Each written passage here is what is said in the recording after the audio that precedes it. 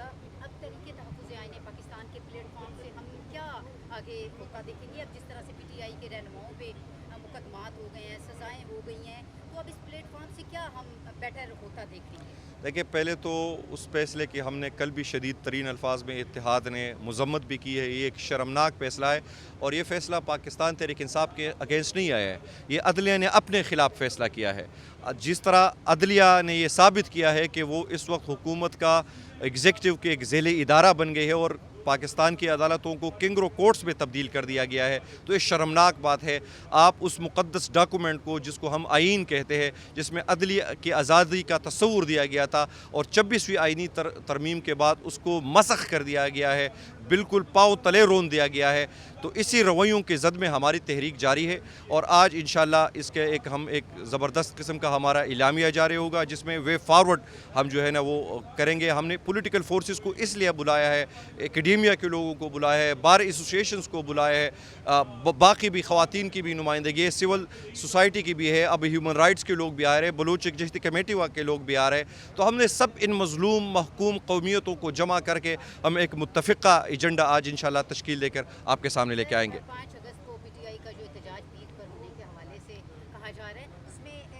تحریک تحفظ پاکستان کہاں پر کھڑی ہوگی؟ ہمیں فرنٹ پہ کھڑی ہوگی؟ دیکھیں، خان صاحب نے تو یہ ہدایات دی تھی کہ تحریک تحفظ آئین پاکستان کے جو قائدین ہیں وہ اس پوری تحریک کی رہنمائی کریں گے، تو ہم رہنمائی کی حد تک ان کے ساتھ موجود ہے۔ ہماری بہت سی میٹنگز ان کی ہوئی ہے، جو بھی لائحہ عمل بنے گا جس میں یہ 7 جماعتیں متفقہ طور پر ایگری کرے گی، تو تحریک تحفظ آئین پاکستان آپ کو پہلی صف میں کڑی نظر آئیں گی انشاءاللہ۔ تھینک یو سو مچ سر، جزاک اللہ۔ سر آئیے گا۔ اچھا سر، مجھے یہ بتائیے گا اب تحریک تحفظ آئین پاکستان کے پلیٹ فارم سے ہم کیا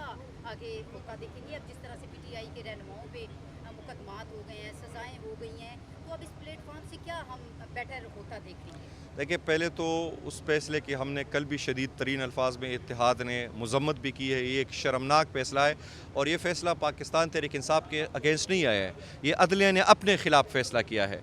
جس طرح عدلیہ نے یہ ثابت کیا ہے کہ وہ اس وقت حکومت کا ایگزیکٹو کے ایک ذیلی ادارہ بن گئی ہے اور پاکستان کی عدالتوں کو کنگرو کورٹس میں تبدیل کر دیا گیا ہے، تو یہ شرمناک بات ہے۔ آپ اس مقدس ڈاکومنٹ کو، جس کو ہم آئین کہتے ہیں، جس میں عدلیہ کی آزادی کا تصور دیا گیا تھا اور 26ویں آئینی ترمیم کے بعد اس کو مسخ کر دیا گیا ہے، بالکل پاؤں تلے رون دیا گیا ہے، تو اسی رویوں کے زد میں ہماری تحریک جاری ہے اور آج انشاءاللہ اس کے ہم ایک زبردست قسم کا ہمارا اعلامیہ جاری ہوگا، جس میں وے فارورڈ ہم جو ہے نا وہ کریں گے۔ ہم نے پولیٹیکل فورسز کو اس لیے بلایا ہے، اکیڈیمیا کے لوگوں کو بلایا ہے، بار ایسوسیشنز کو بلایا ہے، باقی بھی خواتین کی بھی نمائندگی ہے، سول سوسائٹی کی بھی ہے، اب ہیومن رائٹس کے لوگ بھی آ رہے ہیں، بلوچ یکجہتی کمیٹی کے لوگ بھی آ رہے ہیں، تو ہم نے سب ان مظلوم محکوم قومیتوں کو جمع کر کے ہم ایک متفقہ ایجنڈا آج انشاءاللہ تشکیل دے کر آپ کے سامنے لے کے آئیں گے۔ 5 اگست کو پی ٹی آئی کا جو احتجاج پیر پر ہونے کے حوالے سے کہا جا رہا ہے، اس میں